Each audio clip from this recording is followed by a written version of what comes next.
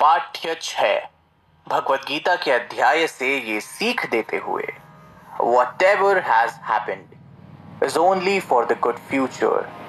The activities that are happening at present are also for a good cause. The happenings in the future, they are also for a good future.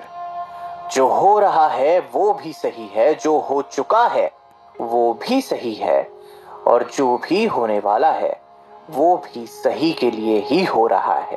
कम शब्द में सटीक अर्थ के साथ कि आपका भूतकाल, वर्तमान और भविष्य काल इसी विचारधारा पर स्थित है कि जो होता है अच्छे के लिए होता है। मैं आशा करता हूं कि ये वाक्य आपको समझ आया होगा। ये इस बिंदु पर उजाला डाल रहा है कि आपका कर्म कभी नहीं रुकना चाहिए, भले ही परिणाम कैसा भी हो, सफलता असफलता जो भी, रुकना नहीं है, उसके लिए पछतावा नहीं होना चाहिए।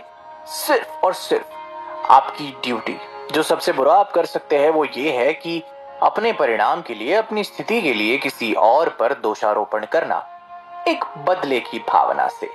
समझिए और इस बात पर गौर करिए कि इस जीवन में जो भी हो रहा है उसके पीछे कोई ना कोई मकसद जरूर है, एक बड़ी शक्ति का हाथ है उसके पीछे, और आपको इंसानी जीवन का महत्व समझाने के लिए। इस संसार में कई जीव जंतु है, कई पशु है, कई मानव है, कई निर्जीव वस्तुएं हैं, लेकिन कोई भी उनकी किस्मत नहीं बदल सकता।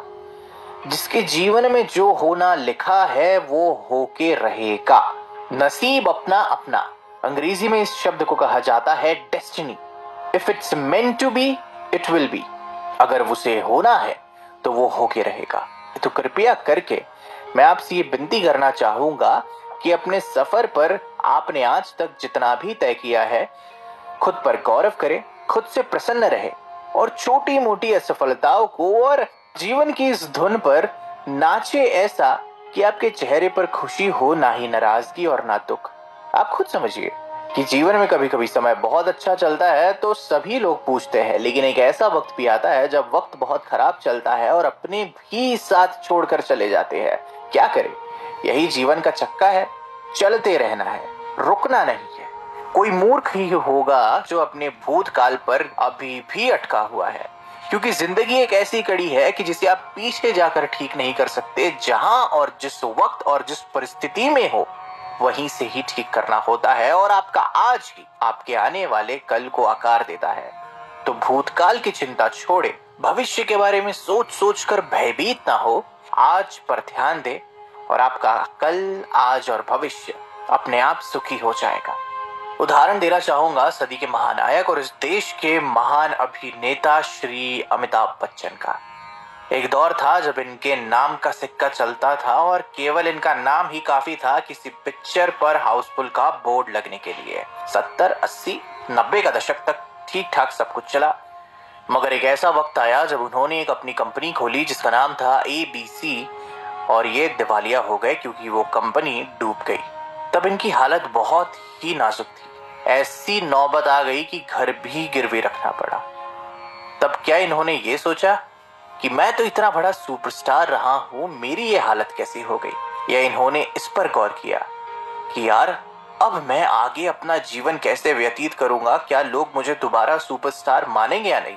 उन्होंने ऐसे सारे विचारों को, नेगेटिव विचारों को अपने मन से दूर रखकर एक विनम्र और सादर भाव से अपने मित्र यश जौहर के पास जाकर खुद काम मांगा, ये कहकर कि मुझे काम चाहिए। उन्होंने अपने आज पर ध्यान दिया, उन्होंने अपने आज की इज्जत की, और शाहरुख खान के साथ मोहब्बतें पिक्चर बनाकर उन्होंने अपने आज को संवारा। The rest is history.